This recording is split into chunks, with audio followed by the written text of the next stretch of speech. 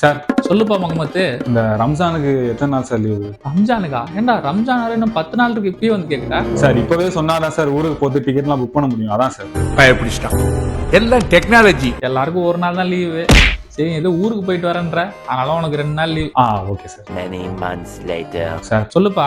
பொங்கலுக்கு எத்தனை நாள் சார் லீவு? டேய், என்னடா இந்து பண்டிகை நீ வந்து லீவ் கேட்டுட்டு இருக்க? என்ன சார் இன்னும் பிரிச்சு பேசுறீங்க? தமிழர் திருநாள் சார் அது. சரிப்பா, 3 நாள் leave. Okay sir, thanks sir. என்ன ஒரு ஆனந்தம் அந்த கரடி முஞ்சனுக்கு. 1 month later. சார் சொல்லுப்பா. சார் இந்த வெள்ளிக்கிழமை லீவு தானே சார்? வெள்ளிக்கிழமையா? வெள்ளிக்கிழமை எதுக்கு லீவ் உனக்கு? என்ன sir good Friday sir. Good ஃப்ரைடேவா? டா, இன்னும் கிறிஸ்டியன் பசங்களே லீவ் கேட்காம இருக்காங்க, அதுக்குள்ள நீ வந்து லீவ் கேக்குற? என்ன சார் கம்பெனிக்குள்ள ஜாதி மதம்லாம் பாக்குறீங்க? எம்மதம் சம்மதம் சார். இனமென பிரிந்தது போதும், மதமென பிரிந்தது போதும். சரிடா, எப்பா போடா டேய், ஒரு நாள் தானடா லீவ் எடுத்துக்கிறா, போடா. 3 weeks later. சார் டேய், இந்த மாசம் எந்த பண்டிகையும் இல்ல, எதுக்குடா வந்திருக்க? சார் புதன்கிழமை லீவு தானே சார்? அவனை சொல்லி நிறுத்துங்களேன்டா.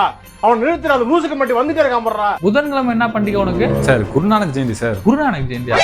ஏண்டா, உனக்கு முதல்ல குருநானக் யாருன்னு தெரியுமா? சார் நம்மளுக்கு எதுக்கு சார் அதெல்லாம்? கேலண்டர்ல லீவுன்னு போட்டிருக்கு, அப்ப லீவு தானே சார்?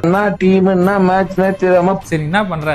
HRMக்கு போயிட்டு ரிசைன் லெட்டர்ல கையெழுத்து போட்டு இதோட நிரந்தரமா லீவ் எடுத்துக்க.